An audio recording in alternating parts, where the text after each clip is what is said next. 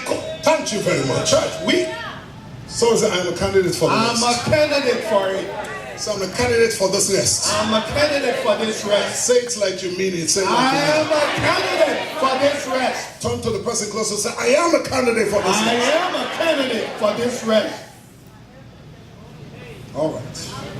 Hebrews chapter 4, verse 8 and 9. Hebrews chapter 4, verse 8 and 9. Am I teaching? Yeah. Yes. For if Jesus had given them rest, then would he not afterward have spoken of another day? Now, go back to verse 8. Let me just say this. In the Septuagint, which is one of the ancient schools from which we recovered most of our written of the New Testament, Jesus is used to replace Joshua. So the writer of Hebrew decided to use the Greek version of Jesus instead of using the Hebrew version of Joshua. So in actual fact, this verse should have read, if Joshua had given the Jews rest, then God would not afterward have spoken of another day. You know, Joshua was the one who led the people of Israel, led them into their inheritance. And so, but he was not able to lead them into their rest. So he said, it should read, if Joshua, somebody say Joshua, had given the Jews rest, then would God not afterward, do you have amplified version? Do you have amplified? Do you? Okay, that's okay. For then would God not afterward have spoken of another day? Go to verse 9. For it, that's it. That's an authorized version. You see it? In fact, the authorized standard version says, for if Joshua, that's the right word. Can you see that? Yeah. For if Joshua had given them rest, God would not have spoken afterward of another day. Ladies and gentlemen, there was a day of rest that the Jews missed, but there is another day that God has set forth. Yes. Let's go to verse 9. There remaineth therefore a rest to the people of God. Like that. There is a rest for you, my brothers. There is a rest for you, my sister. There is a rest. There is a rest that is waiting for your entry. And I came to activate your resting dispensation. Somebody say, I hear you. I hear you. There's a rest. Now, how do we know that we are candidates of that rest? Matthew 11, 28 to 30. Matthew 11, 28 to 30. Come on, teach now. I'm teaching. Come unto me, all ye that labor and are heavy laden, and I will give you Rest. So the New Testament Joshua, who is Jesus, has come to give us the rest that the Old Testament Joshua could not give to the Jews. Is anybody hear what I'm saying? Yes. Verse 20, go on. Verse 29. Take my yoke upon you. Learn of me, for I am meek and lowly in heart. And you shall find what? Rest. And you shall find what? Rest. And you shall find what? Rest. Yes. Unto your souls. Amen. There are many of you that are seated under my voice looking good, but you are restless. Yeah. You are restless when you drive your car. You are restless when you sleep on your bed. You are restless when you are in your working place. You are restless, but there is a God who has come to release rest. Lift your hand and say, rest. Rest. I am a candidate. I'm a candidate of this third dispensation of rest. The third dispensation of rest. Adam and Eve missed their own. The Jews missed their own. But I don't plan to miss my own. I take my own. I don't plan to miss my own. You see, because Joshua was limited because he was man. But the one is called to bring my rest. It's not just man, it's a God man. It's Jesus. Somebody say Jesus.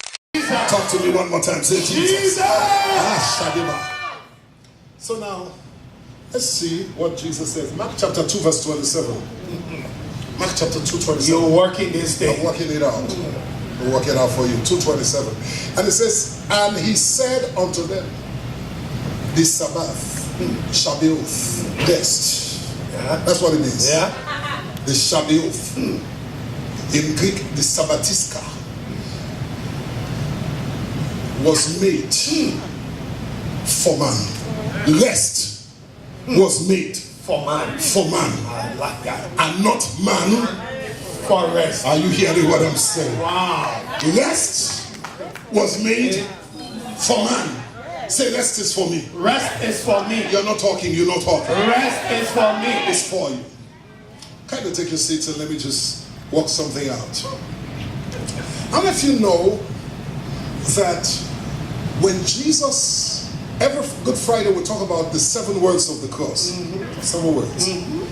Do you know the 6th word that Jesus uttered on the cross was, it is finished. Yeah. Till the last time. It is finished. It is the 6th word.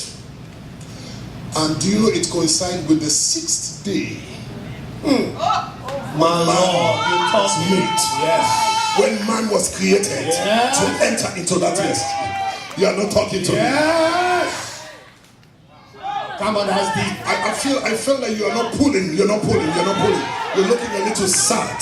Hear me, hear me, hear me. Your atmosphere will determine what you get.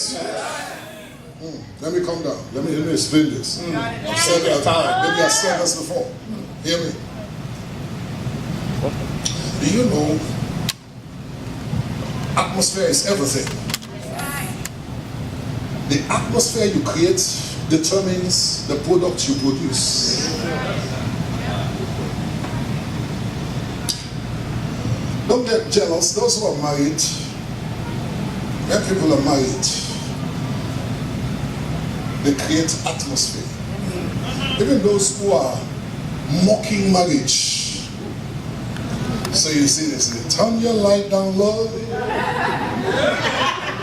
and open your window curtain, so let the moon come shining into our life again.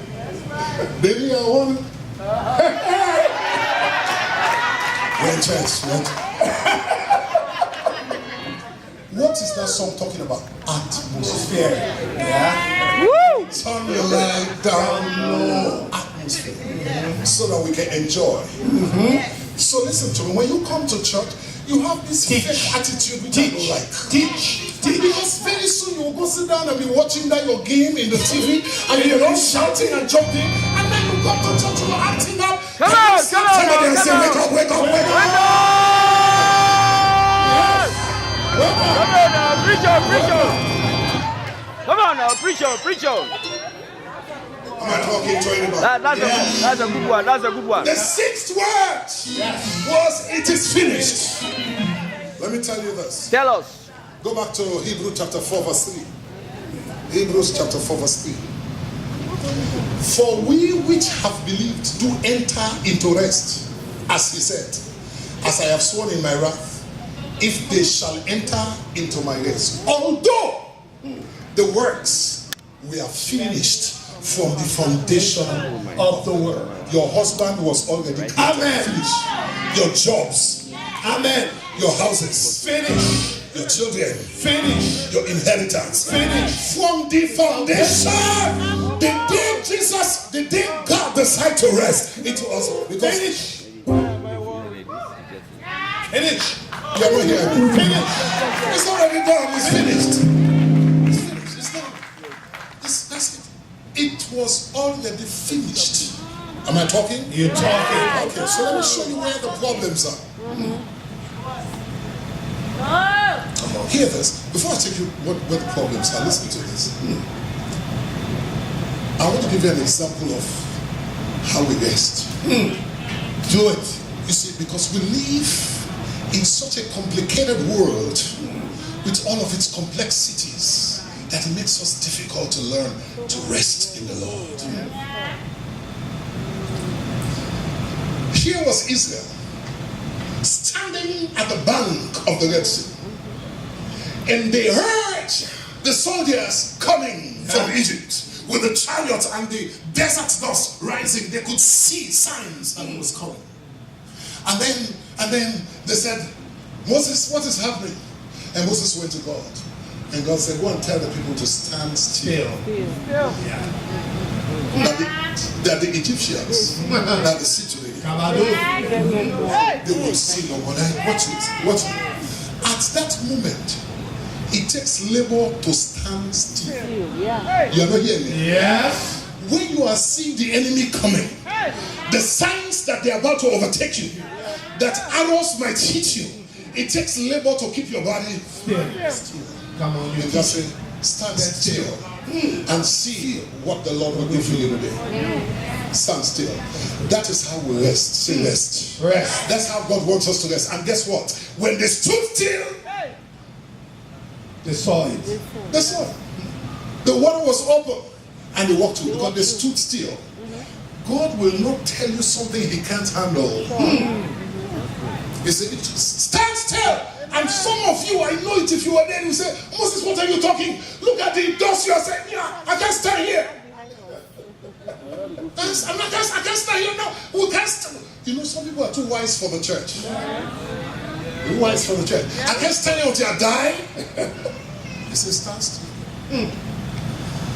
And I prophesy to somebody. That is the situation you're dealing with right now. Stand still and see the goodness of the Lord in the land of the living. Let me hear somebody say, I hear you.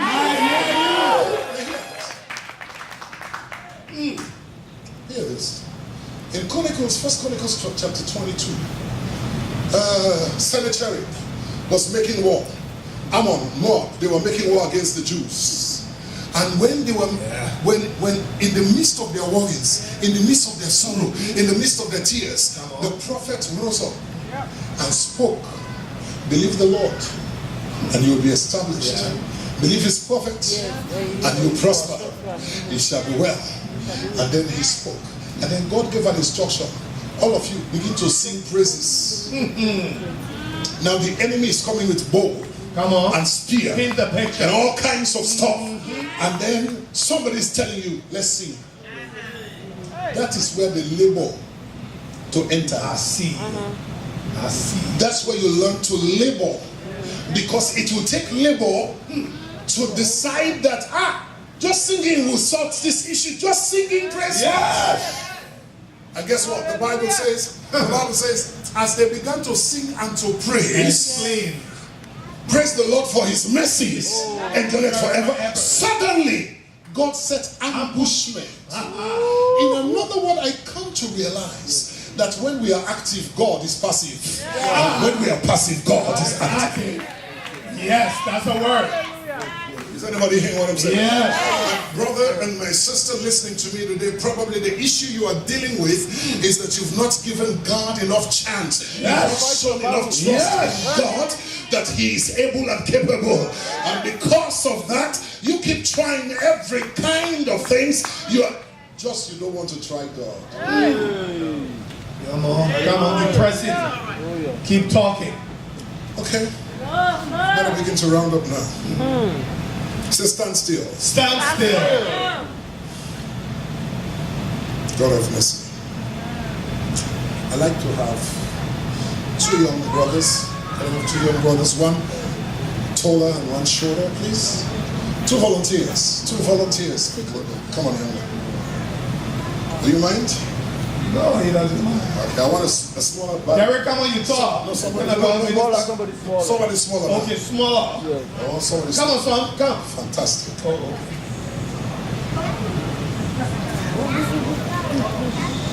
I'm going to demonstrate something for you. I have just a street, something in the street, stick with like a length. Oh, good. I can take this. I told you this is my church. I go anywhere. Okay. You're going to help me. You're going to hum your back for me, please. Stop, turn that way. Both of you turn that way. Okay. Son, stand by his side. Thank you. Good. Can you just punch your back for me? Now, stand up again. In the east, the farmers, they raised beasts of burden. They didn't have caterpillars to plow. So there is beasts of burdens. Yeah. Now, these beasts of burdens are the ones that plow. So, but they like to train the smaller calf Okay. to learn to do the work since they are small, to build their muscles, so by the time they are old enough, they too can be plowing. So now, normally what they would do, they would take an older daddy cow, excuse me please, and the younger calf. They team them together. Now hold your back. They put the yoke, the real yoke is on the, come on, hold it for me. Okay. All right, the real strength of the yoke is on the daddy. And then the lighter part is on this. So now, would you begin to move, please? As they move, they are pulling the plow together. Now stop. When they are pulling the plow, the little calf says, this thing is easy. It's so easy. It does not know that it is because daddy is pulling the energy. Are you hearing what I'm saying? Take my yoke upon you, for my yoke is easy and my burden is light. I see. You see, I see. so here is the issue here. Jesus is saying, come unto me. Come